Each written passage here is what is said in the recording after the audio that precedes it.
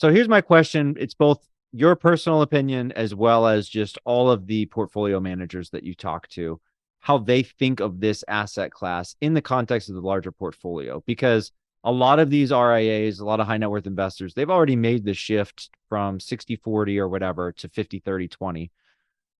But I think what a lot of us have a hard time with private credit is this part of the 30? Is it part of the credit, or is it because it's also classified as an alt?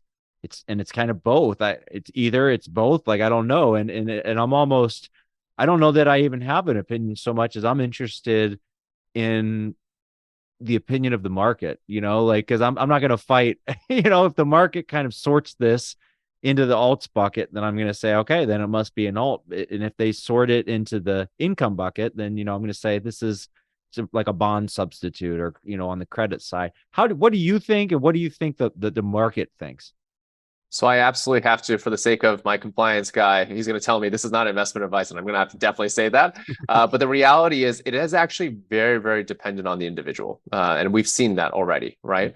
So when you think about institutional investors, that is very cut and dry. There's actually a mandate from the LPs that they have to adhere to based upon how much goes into private credit versus equities versus whatever may be if they're multi-strat, or it's just a private credit fund, in which case it's 100% in private credit. And then the difference is, what are my sector concentrations, right? So we've had instances where we've had transactions that have gone out the door, and it was, for example, litigation finance. And the deal, they didn't end up coming in with as much as they needed to, where they said they could, because they breached the threshold for how much they could put into litigation finance. So there is a lot more rules on that side at the institutional level that dictate allocation strategies, much more so than kind of feeling about what they want to do at any given point in time.